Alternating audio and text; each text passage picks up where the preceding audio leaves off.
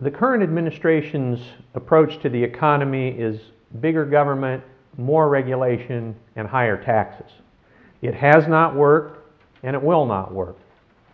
The way to create jobs is to reduce federal regulation, cut taxes, and balance the federal budget. Today, I'm proposing a 10-point plan to reduce federal regulation.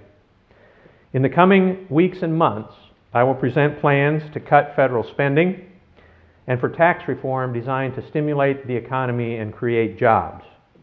Together, these three plans will make up my Restore the American Economy plan. My plan to reduce federal regulation is as follows. Number one, repeal every new major regulation adopted by the Obama administration and start over. The Obama administration has published tens of thousands of pages of proposed regulations, and many of them have already been adopted.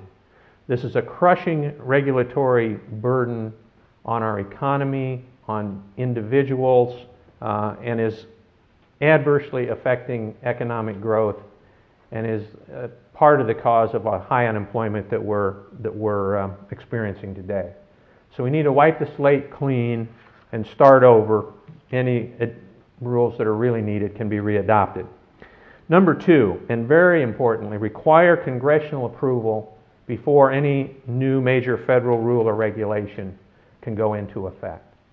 The Constitution of the United States specifically makes the Congress the lawmaking body for our country. Over the last several decades, the Congress has delegated much of that function to appointed bureaucrats who write tens of thousands of pages of rules and regulations that are strangling our economy. We need accountability, and to have that accountability, we need to have the Congress review and approve new rules and regulations before they go into effect. This will have two positive effects. One, it will greatly reduce the number of new rules that are adopted, and number two, it will allow citizens to have a voice with their elected representatives before new rules and regulations are put on the books. Number three, repeal Dodd-Frank. This was one of the bills that Senator Ben Nelson voted for. It's a financial regulatory bill. Virtually every community banker that I've talked to in the state of Nebraska has said this will very adversely affect their business. Some community bankers in Nebraska have told me that they expect they'll have to merge with larger banks because they're not going to be able to comply with these regulations on a standalone basis. Number four, repeal Obamacare. Obamacare, of course, was put on the books by Ben Nelson, providing the 60th vote to do so. The Obamacare, in addition to being a huge unfunded mandate or a new entitlement, I should say, is also a heavy regulatory burden on insurance companies, and eventually it will lead to bureaucrats deciding who will get medical care and what that medical care would be. It needs to be repealed. Number five, remove obstacles to domestic fossil fuel energy development. For several decades, our energy policy in the United States has been dictated by the radical environmentalists. We cannot continue down that path. Developing our domestic energy resources will create jobs in our country and will reduce the price of energy to consumers all across our country, which will be a big boost to our economy. Now, those obstacles include opening a portion of ANWR to oil and gas production, expanded offshore leasing, opening more federal lands to oil and gas exploration, providing a fast-track permitting process, elimination of drilling moratoriums, and prohibiting private lawsuits challenging energy development projects once all government approvals have been obtained. I should point out that, once again, this is an area where Ben Nelson has been on the wrong side. He has opposed developing our oil resources in a small portion of the ANWR, and he voted against a bill that was co-sponsored by Senator Johans earlier this year that was speeded up oil production in the Gulf of Mexico. Number six, enact legislation that will permanently prohibit the EPA from regulating farm dust.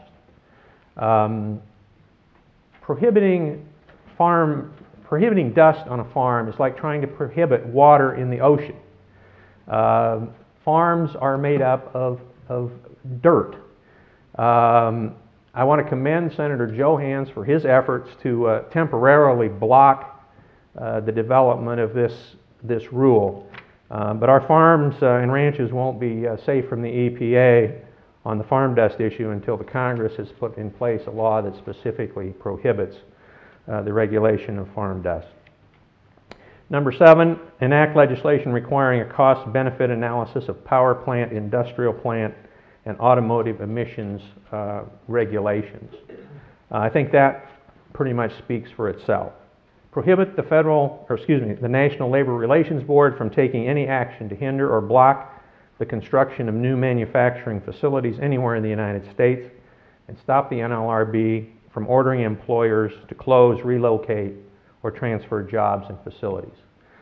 This proposal arises out of the situation in South Carolina. Boeing Aircraft Company, largely based in the state of Washington, is trying to build a new facility in the state of South Carolina. The state of South Carolina, like the state of Nebraska, is a right-to-work state.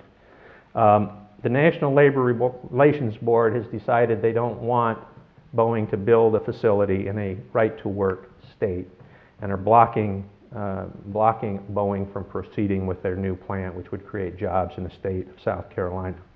This legislation would prevent that. Since Nebraska is another right-to-work state, this has implications for our state down the road, since what they can do in South Carolina, the National Labor Relations Board could do here as well. Number 9, prohibit the National Labor Relations Board from adopting rules for unionization elections, reserving that power solely to the Congress. This relates to a couple of issues. One is card check, in other words, taking away the right for a secret ballot in unionization elections. It also relates to a proposal that I think will be taken up today or tomorrow by the National Labor Relations Board that would basically very much shorten the time for these elections so that employers would not have a time to talk to their employees about their opposition. And finally, audit the Federal Reserve Board. In order to revive our economy and substantially reduce unemployment, the adoption of this plan is urgently needed. My goal as Nebraska's next United States Senator is to implement this plan by July 4, 2013. President Obama and Senator Nelson believe in big government and heavy-handed federal regulation. That approach is strangling our economy. We need a new direction. We need to get government out of the way so that free enterprise can create jobs. That is what this plan to reduce federal regulation is all about.